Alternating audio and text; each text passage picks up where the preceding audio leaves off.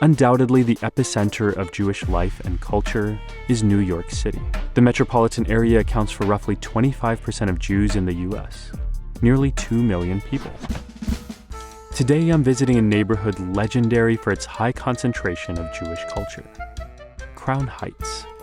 And who better to give me a tour than Rabbi Yoni Katz?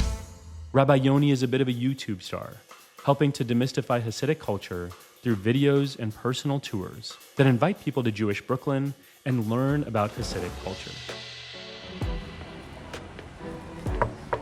Welcome. Thank Good you. to see you. Welcome to my Hasidic home.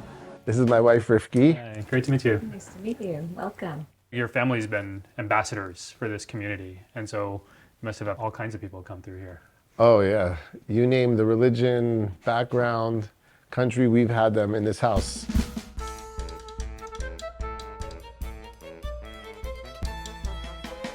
This is my first time coming to Crown Heights. I've been struck by how open and generous the community, literally inviting me into a home and serving me a meal. But I think there is a certain assumption that people who are visibly religious or belong to a community that lives closely knit together, that they're not interested in people who are outside and they don't want to be a part of the larger society. And so I think the fact that somebody could just come here, I was walking down the street and many people stopped me and just welcomed me and said, thanks for being here. And that's kind of special, and I really appreciated that. So I'd love to know why you think that is. Like, what is it about the tradition that opens people up in that way? It's absolutely from the philosophy. Look at the world not from your own perspective and what's going to be good for you or even for the world. Look at what's going to be good for the creator of the world. Everything starts before us. Someone put us here. What's the reason? If we know the reason of why we're here, then we can make our decisions. Then we can make proper choices. But if I'm looking just from my own perspective, then do I want to be open to other communities? Do I not? Well, what's the benefit? Should we meet other people? Should we not? Some people will say yes. Some people will say no. It depends on personality. Right. But not here, because here it's not about personal opinion. Here it's about philosophy. What the Rebbe taught is that we're all part of one world. We're all part of one purpose. We all come from one creator. And every single person in the world has a part to play in fulfilling that one purpose. So how do you raise your kids within a tradition, feeling committed to the tradition, but also feeling comfortable and confident enough to say what other people do is also fine? Yeah, it feels scary. It feels hard. So that's why it's so important to raise them with the philosophy, not just with the practices. And that takes wisdom and trial and error. And it takes, a good 15, 16, 17 years to raise a child till you see they're coming along. It does take wisdom. I think about that with my own girls. I'm raising them within our tradition, Sikhism, and I love it. And I want them to love it too. And it feels so important that if we were just inward looking and insular, that they wouldn't be able to operate in the society that we're a part of, and especially as minority religious communities, you have to figure out how to fit in and how to make sense of the world around you. And so I've been thinking how do you for do myself, very similar actually. I was struck by what you said. If it's just the superficial understanding of the religion and the rituals themselves, then that falls apart really quickly. Especially in our world today. But the wisdom, you need the deeper and the understanding, and also the. I use the word confidence. I really think there has to be a level of confidence and maturity to be able to say, I'm okay with who I am, and I'm not threatened or insecure by other people who are different from me. Where does the confidence come from? Yeah. You can have your confidence, but where do they get their confidence from? Yeah. What do you think? Their own experience, and also their understanding through education, and really giving them what to sink their teeth into in the understanding of why we do these practices. If it's just our way, that's nice, but at a certain point they might say to you, it's your way.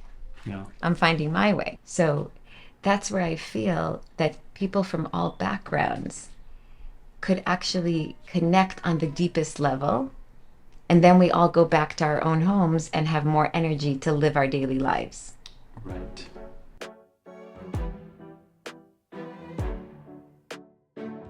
And one of the things I was thinking about as we walked around today, I grew up in a place where there were no other people like me, and so education was in the home, but it wasn't communal. It was family, and it was me and my brothers and my parents or my uncle. As we were walking, this is a community education where every day people are not just learning in relationship with one another, but with one another and from one another. And I wonder how much you think about that as part of what you're describing in terms of understanding and what this community has to offer. It takes a village to raise one child. Mm. So you need the amazing role models at home. You need the family values. You need the community values, the community role models. You need the deep books where the child can go on their own personal journey. And that's one of the reasons for the tours is people find themselves alone in the world, what God needs of them individually. Whether it's just making a living every day, getting up and going to work and putting in the hard work that existence takes. We can sit together with anyone from any culture and go deeper together. What motivates my mother to wake up and take care of 40 people? Or what motivates you to wake up and take care of yourself? Mm-hmm. It comes from the same place. So when it comes to the deepest levels, that's where we should take time to do what we're doing now. Let's go to that deeper level. Let's understand and see how it's the same for all of us on that deepest level, and offer support to where you need communities within themselves connecting, and you need lots of communities coming together to say we're really all in this for the same reason. And then everyone goes back to their home and has more enthusiasm and can do it strengthened by deeper wisdom.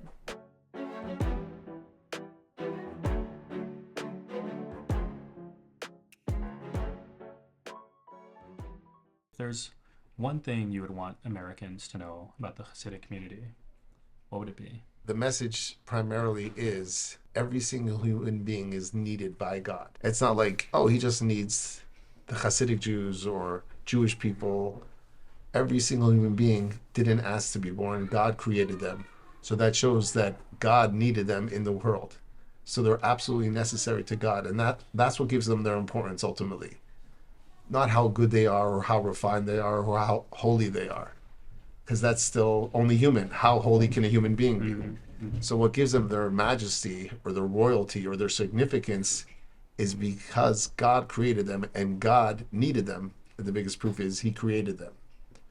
So people could look at a Hasidic community and think, oh, they're so close-knit. They're so concerned on what happens there. They don't welcome in other people. And unfortunately, that can be true. But at least ideally and philosophically, what we're striving for is to share with the world the perspective which it says in the Torah that every single human being is absolutely necessary, and God needs us way more than we need him because he created us. We didn't create him. By very definition shows how necessary each human being is. And that's the message to the world, and that's why God chose one nation to spread this message to show how necessary each person is. Hasidic philosophy and Jewish mysticism has been studying the purpose of creation for thousands of years. He revealed to the Jewish people, but said, don't keep this to yourself. Be a light unto the nations, share everything you've learned with the entire world. Don't push it on them, don't preach to them, but share. Because that's what it's going to take. To make the world the way God wants it to be, we need all hands on deck. Everyone's a partner. Every religion, every country, every people, we're all in this together. If there's a message that the Hasidim would like to spread to the world, actually the word Hasid comes from the word Chesed, which is kindness. Kindness is tuning into what the other person really wants and needs, whether it's your spouse or your child or God. And once you have that figured out, then you respond to that. And I think that, as Yoni mentioned, bringing heaven down to this earth means a peaceful world. So if we can just be sensitive to our fellow man and try to live in peace that would be a very important message, to focus on the peace and the kindness towards our fellow neighbors, and that will make it a heavenly world and a much better place to live in. What for you? I think the message here is that people look at us as, oh, those people, those Hasidics, they're so insular and you can't talk to them and they don't share their. It's totally just the opposite. Mm. And that's what the tours are all about. We're here to tell the world that we are open and we want to share what we have and what we study and what we accomplished all these 3,000 years. And everybody is welcome. And we look forward to greeting everybody. Mm. We'll do it 12 hours a day if we have to. Mm. So everyone is invited to Crown Heights. That's our message.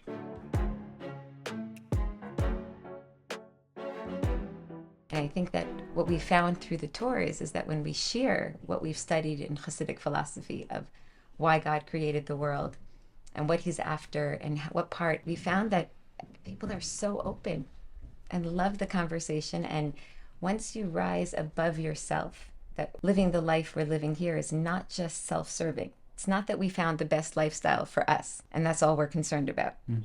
We're not worried about it. We don't have an agenda. We're here for God's agenda.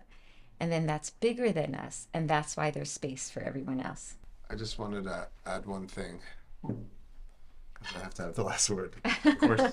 Just the name of this docuseries is Undivided. So from God's perspective, why make such a divided world? All these different religions and all these different people and all these different beliefs. And then say, okay, put it back together again. Mm. And here we are filming a show called Undivided. Because there's obviously so much division. Mm-hmm. It's almost like he was sitting there thinking, oh, should I make this divided world? I'll make Hasidic Jews, I'll make Sikhs, I'll make Muslims, I'll make Christians, I'll make atheists, I'll make agnostics. And let's see how it all plays out. Mm-hmm. And hopefully there's a great docuseries called Undivided that can come repair everything. Does he have skin in the game? And the beauty of what we learn and we teach our children is he has the most skin in the game, meaning he has the most to lose if we're divided, and he has the most to gain if we're undivided. Mm. So we could think, oh, we're doing this series to educate people about religion and small minorities and small religions, and that can help educate people. But ultimately, at the end of the day, who really benefits from the holy work that we're doing here, whether you're the people speaking, whether you're the people capturing, whether you're people capturing the audio, whatever it is, it's all holy work because ultimately it's serving God's purpose. Because God is saying, I need this world to be undivided. Mm-hmm. And the only way that we can do that is realizing how much is at stake for God. He's the desperate one here. He's the vulnerable one. Because if the world is divided, then he doesn't have the purpose for which he created it, which is absolutely necessary to him. So I just wanted to take this opportunity to not only wish you success with all your endeavors and education and books that you're writing, inspiring people, and obviously to my family and to the people producing this show, but it's most important to wish a l'chaim to God himself that the world should be united, should be together, should be undivided, and fulfill the purpose for which he created this world in the first place. Chaim. L'chaim to your family Yeah, no, thank you. and to the continuous growth of your family. Thank you. Thank you. Children, grandchildren, great-grandchildren, keep them coming. Thank you. Do you know what the word l'chaim means? No, tell me. I think we keep on saying it. We should probably translate it, right? L'chaim means to life, because all of us have two parts in our daily routines. We have our existence and we have our life. Our existence is just taking care of our body, whether it's through running or through eating or through going to the dentist or shopping. Those are all things which help take care of our existence. But that's not really the most important part. The most important part is our life.